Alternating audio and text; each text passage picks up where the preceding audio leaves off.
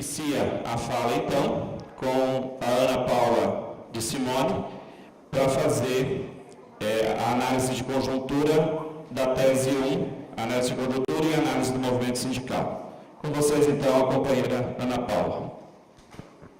Bom dia, companheiras e companheiros. Talvez eu seja uma das poucas que não seja professora aqui nessa sala. Sou metalúrgica de São José dos Campos, lá no interior de São Paulo. E estar aqui com muitos professores e sendo uma metalúrgica é um passo muito importante que a direção do SISMAC faz, que mostra que, independente de onde trabalhemos, sejamos professores ou metalúrgicos, fazemos parte da mesma classe trabalhadora, que tem sentido intensos ataques, seja dos governos, mas principalmente do capital. Porque os governos nada mais fazem do que atender aos interesses dos grandes capitalistas. Nos deram 20 minutos aqui. Eu costumo dizer que as pessoas pedem para a gente falar a breve história da humanidade em 20 minutos. Não dá para discutir conjuntura e reorganização do movimento sindical com um espaço tão pequeno. Mas nós vamos colocar, então, as questões principais da avaliação que nós estamos entendendo do momento que a gente vive no Brasil e no mundo e das tarefas que tem aqueles que não se renderam à conciliação de classes e que continuam na luta dos trabalhadores. Primeira coisa, nós vivemos numa sociedade capitalista, onde poucos concentram toda a riqueza que é construída pela maioria imensa da classe trabalhadora. E é nesse sistema capitalista tem um Estado que sempre está à sua disposição para atender os interesses daqueles que exploram o conjunto dos trabalhadores. E o Estado se manifesta no governo executivo, no Congresso, nos parlamentos, no seu judiciário e na sua força armada. E aqueles que detêm economicamente a sociedade são aqueles que vão controlar esse Estado, seja no Paraná, seja no Brasil, seja no mundo inteiro. De tempos em tempos, de tanto sugar o trabalho de homens e mulheres trabalhadoras, o capital tem uma abundância de mercadorias espalhadas pelo mundo afora, entram em concorrência entre si os capitalistas e de repente eles veem a sua taxa de lucro cair. Cair a taxa de lucro não quer dizer que os capitalistas perderam os lucros. Diminuíram um pouco. E a principal receita que eles têm para recuperar o seu patamar de lucro e aumentar a lucratividade é atacando a classe trabalhadora. A última crise do capital de 2008 foi bem didática para mostrar isso. Ela começou lá no coração do sistema capitalista, nos Estados Unidos. Se espalhou pela Europa e aqui, em que pese que o presidente da época, o Lula, disse que a crise não ia chegar. Depois ele pensou bem, bom, talvez chegue, mas vai ser só uma maravilha, lembra disso? E aí os trabalhadores viram um verdadeiro tsunami que desabou sobre nossas cabeças.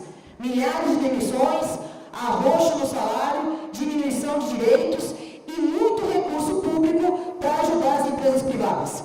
Isso aconteceu no centro do sistema nos Estados Unidos, aconteceu na Europa inteira e aconteceu também no Brasil.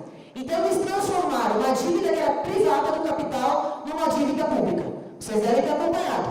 A General Motors, a principal montadora dos Estados Unidos, praticamente foi estatizada pelo governo Barack Obama. Muito dinheiro público para garantir que essa empresa conseguisse retomar o seu patamar de lucratividade.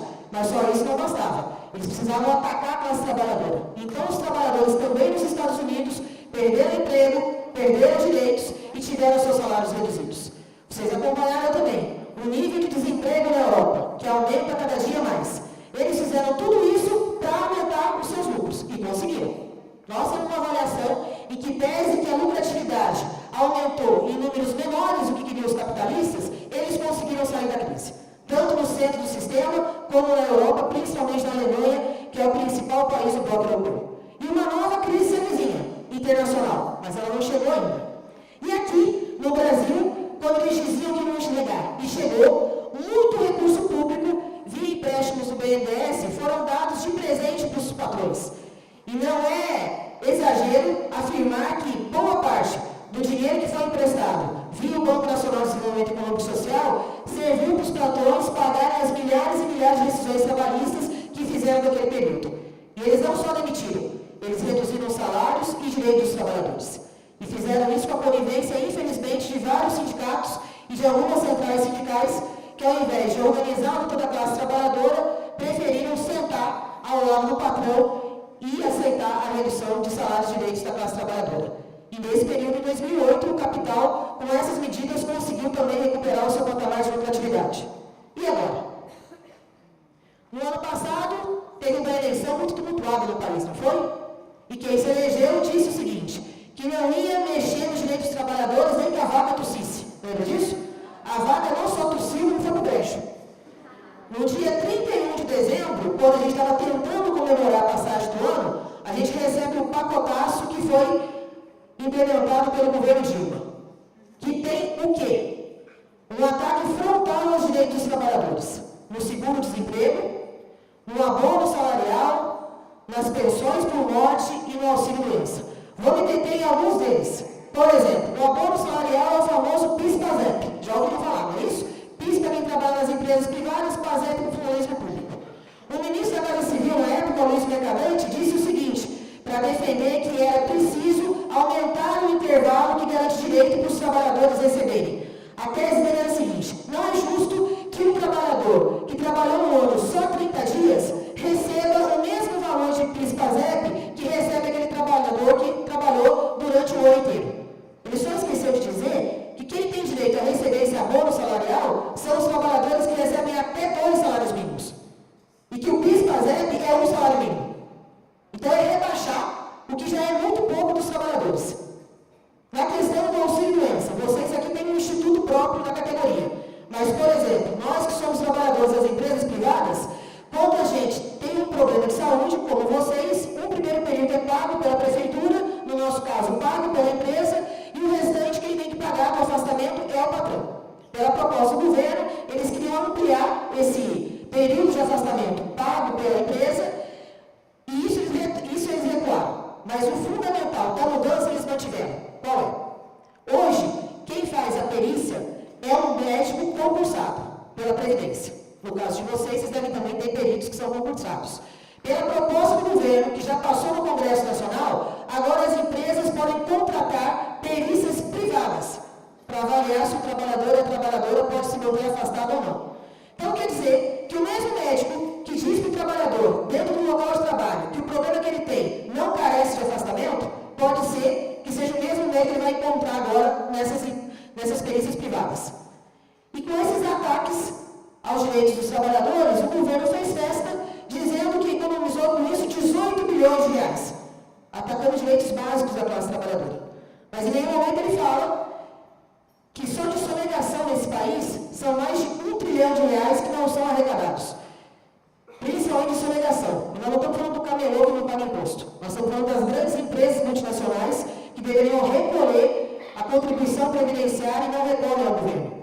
Eles também não falam que foram mais de 300 bilhões investidos para garantir novos projetos para financiar o capital, seja ele industrial, seja ele financeiro. Então esse foi o pacote que o governo lança de novo contra a classe trabalhadora no sentido de garantir as demandas daqueles que exploram o conjunto dos trabalhadores. Mas eles não estão sozinhos, cuidado. O Congresso Nacional também, na mesma toada do governo, se diz contra esse governo, mas na prática atende aos mesmos interesses que o governo Dilma está fazendo.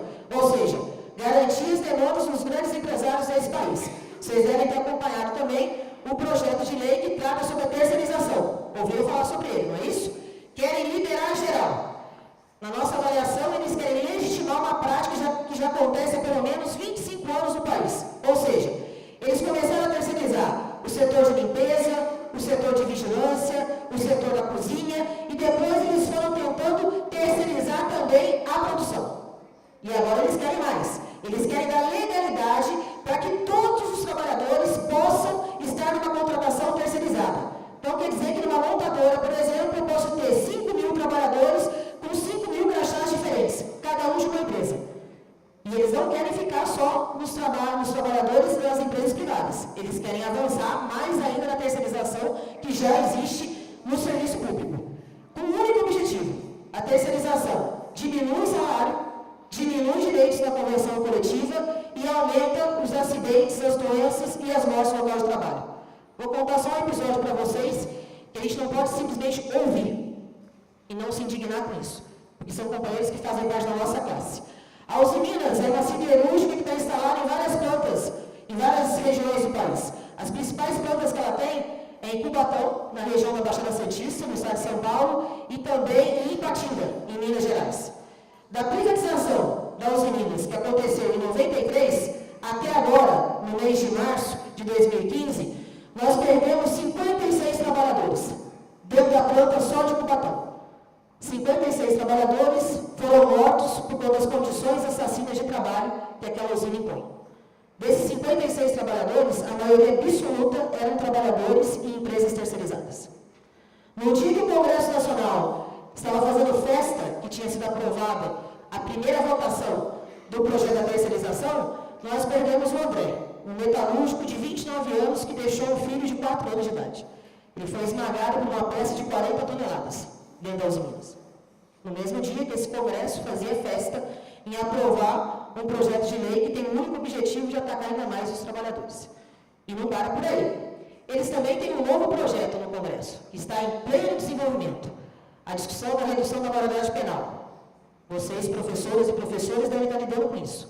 Agora, é importante dizer que quando aqueles deputados propõem a redução da maioridade penal, eles não estão querendo, por exemplo, prender o filho do Eike Batista, que matou um operário há 2 anos atrás, e que continua livre, leve e solto, porque é filho de um burguês. Eles querem encarcerar os filhos da classe trabalhadora. Esse é o projeto. E tem mais. Para nós, mulheres, são poucas as garantias que nós temos hoje na legislação do país. Uma delas é que quando nós formos vítimas de um estupro, o aborto está garantido. Pelo Congresso Nacional estava, porque agora o mesmo Eduardo Cunha, que é o presidente da Câmara dos Deputados, lançou a tal da Bolsa Estupro. O que é a Bolsa Estupro?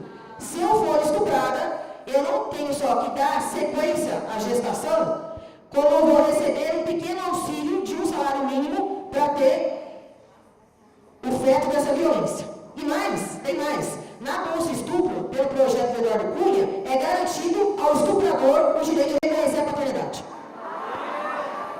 E não para por aí. Agora ele emendou o próprio projeto dele, dizendo o seguinte: enquanto nós formos violentadas, vítimas de estupro, nós vamos ter que primeiro passar no exame de corpo de delito e convencer o canário do delegado de polícia que nós fomos estupradas, para só daí ter o direito de fazer o aborto que está garantido na Constituição. Esse é o Congresso que está aí, que ataca homens e mulheres trabalhadoras. É o mesmo Congresso que quer proibir que vocês, professoras e professoras, discutam, por exemplo, a sexualidade, ou discutam as relações de gênero. O direito que nós temos de nos envolver afetivamente com o que quer que seja. Mulher com homem, homem com homem, mulher com mulher. Então agora eles querem definir também até as nossas relações de afeto. Parte desse Congresso e dos seus representantes se movimentaram nos últimos meses. Vocês viram manifestações que começaram lá em fevereiro, em março, não foi? Eu gosto muito da frase que a minha mãe disse, quando ela viu essa imagem da televisão. Paula, eu nunca vi tanto rico na rua. Porque se a gente ver bem, aquelas primeiras manifestações que aconteceram no primeiro trimestre, todo mundo estava com a bandeirinha contra a corrupção, não é isso? E tinha umas mulheres todas bonitonas, né? Os homens bem vestidos. Lá em São Paulo, por exemplo, a burguesia andou pela primeira vez de ônibus. Elas foram de ônibus para a Paulista, passearam na Paulista e depois foram jantar no Fazano, um dos restaurantes mais ricos que tem em São Paulo. Nessa manifestação, não tinha nenhum cartaz dizendo o seguinte: defenda o seguro-desemprego dos trabalhadores, defenda um abono salarial, em defesa dos direitos da classe trabalhadora. Não.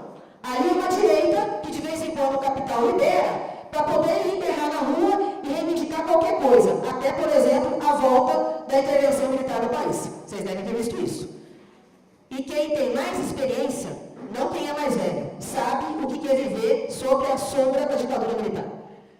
Um golpe militar que foi financiado pelo capital, que torturou, exilou e matou uma parte expressiva da nossa classe trabalhadora, que se colocou em luta. Então tem louco na rua agora querendo a volta do golpe militar. Agora, boa parte dos trabalhadores também foram para a rua, pensando que aquilo seria uma manifestação que de fato fosse contra essas medidas do governo. Mas não. Ali é um setor que quer mais desse governo. Que quer que esse governo, do Partido dos Trabalhadores, que se mostrou nos últimos 12 anos um bom gerente dos negócios da burguesia no país. Ou seja, aquele partido que nasceu das lutas da classe trabalhadora deixou de fazer a luta para gerenciar os interesses daqueles que nos exploram. Infelizmente é isso. Mas eles não estão sozinhos. Se eles têm um governo ao seu lado, se eles têm um Congresso Nacional ao seu lado, os patrões também agora têm um instrumento que não é nada pequeno. Quantos minutos eu tenho? 5. Está vendo? Até agora foi só conjuntura, agora nós vamos entrar num negócio que pega. Eles não estão sozinhos. Eles têm centrais sindicais que os apoiam. Muita atenção agora. Eles apresentaram um projeto. A Central Única dos Trabalhadores, a Força Sindical, a UGT e a Nova Central. Todas essas siglas que eu estou falando são centrais sindicais. A CUT é a central que boa parte de nós, toda uma geração, ajudou a construir. Uma central que nasceu com os trabalhadores, enfrentando a ditadura militar e organizando os trabalhadores pela base, no final da década de 70. Força Sindical, UGT, Nova Central, isso são outras centrais que nasceram para combater aquela CUT que era de luta. Mas hoje, infelizmente, não há diferença nenhuma entre elas. Olha o projeto que eles apresentaram para os patrões e para o governo Dilma. Chama PPE, Programa de Proteção ao Emprego. Esse é o nome. Mas agora vamos corrigir o nome. Programa de Proteção ao Empresariado. E vou dizer por quê. Pela proposta que foi apresentada pelas centrais sindicais. Vejam só, não foi nem o patrão e nem o governo que apresentou. Foram aqueles que deveriam defender os trabalhadores.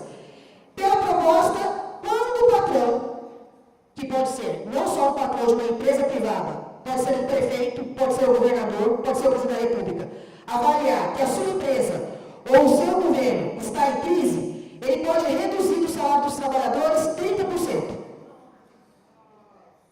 Então ele paga só 70%. Mas aí tem a boa parte da proposta que eles falam. Não, mas os 30%, 15% o governo vai pagar. Mentira. Porque o recurso que o governo vai utilizar para pagar os 15% vem do fundo de amparo do trabalhador. Ou seja, é dinheiro nosso pagando o nosso próprio salário. E os outros 15%? Ninguém paga. Perde. E não perde só no salário. Perde no salário, nas férias, no fundo de garantia e também na hora de se aposentar. Porque o tempo que você ficou com o salário reduzido vai contar na hora da aposentadoria.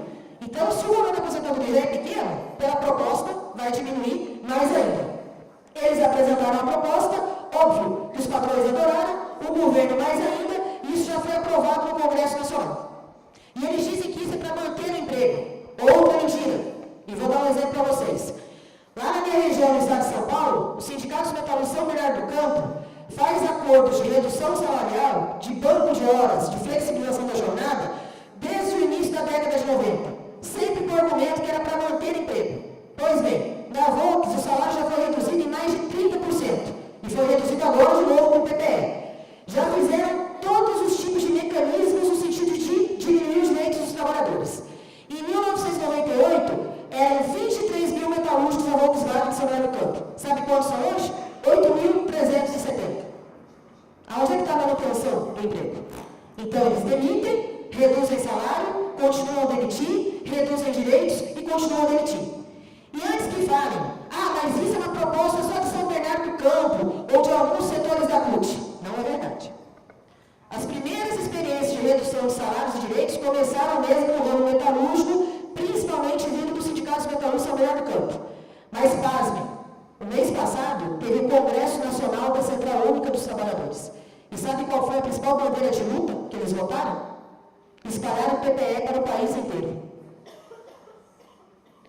Como que uma central que nasceu contra os patrões, enfrentando o governo, enfrentando os perigos, tem a sua principal resolução espalhar um programa que vai reduzir o salário do conjunto da classe trabalhadora? Imaginem só essa dimensão depois fazendo um balanço. Olha como nós avançamos, nós conseguimos atingir quase 80% dos trabalhadores do país. 80% dos trabalhadores tiveram o salário reduzido. E o capital agradece. Então, é uma central que nasceu com os trabalhadores e, infelizmente, hoje trabalha no sentido de atacar os trabalhadores. Porque defender, como bandeira de luta, um programa que ataca direitos, que ataca o pouco salário que os trabalhadores recebem, é uma central que se optou para o outro lado, para o lado do inimigo da classe trabalhadora. E o que fazer? Nós somos da Intersindical. Boa parte de vocês talvez não nos conheçam, mas uma boa parte que está aqui conhece. O que é a Intersindical? Nós somos uma organização sindical presente em todas as regiões do país, que organizamos os trabalhadores a partir da base, em sindicatos e em oposições sindicais. Nós não estamos nos inscrevendo para dizer que nós somos os melhores. Nós estamos nos inscrevendo desde 2006 para contribuir para a reorganização do movimento sindical, para fazer a luta daqueles que abandonaram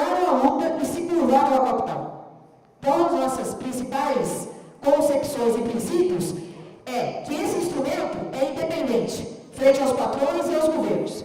Aqui ninguém tem rabo preso para o patrão e nem desamém para o governo. Autônomo em relação aos partidos. Isso quer dizer o quê? Que os trabalhadores podem e devem se organizar partidariamente. Mas não é o partido que vai mandar no movimento dos trabalhadores como eles se organizam sindicalmente. E fazer a luta não em nome dos trabalhadores, mas com os trabalhadores. Nós estamos aqui no Paraná, junto com algumas categorias, com os companheiros que são trabalhadores do ramo dos Correios, com trabalhadores da base do funcionalismo público na saúde, e aqui com vocês. Bem antes dessa direção eleita ter derrotado a CUT em 2010, se eu não me engano. Porque nós entendemos o seguinte, para além de ter sindicatos na mão dos trabalhadores, é preciso estar com os trabalhadores nos seus locais de trabalho, enfrentando o ataque que os patrões fazem diariamente. Por exemplo, eu não vou estar com vocês agora no período da tarde. Estou voltando para São Paulo, porque amanhã nós vamos fazer uma grande ação nessa Usiminas. Essa Usiminas que usina não só aço, mas usina vidas. Ela acabou de anunciar 8.000 demissões. Quer fechar todas as atividades primárias, eu já estou concluindo, João. Fazendo uma discussão hipócrita que quer reduzir o salário para manter o emprego dos trabalhadores. Ela tentou fazer isso no início do ano, tanto em Cubatão como em Ipatinga. Nós fomos para cima, fizemos paralisação, fizemos muita luta e impedimos a redução salarial. E agora, como classe amanhã, vão estar metalúrgicos, professores, bancários, funcionários públicos, para dizer para essa usina que a única preocupação que ela tem, que é com o seu lucro e com os seus equipamentos, que amanhã os trabalhadores vão cruzar os braços numa ação da classe trabalhadora. Vocês aqui já estiveram conosco em Ipatinga. E muito mais do que ser solidários a essa luta contra o ataque que essa siderúrgica faz, é entender que começa lá, mas que chega aqui também. E a nossa resposta tem que ser do conjunto da classe trabalhadora. Muito obrigada.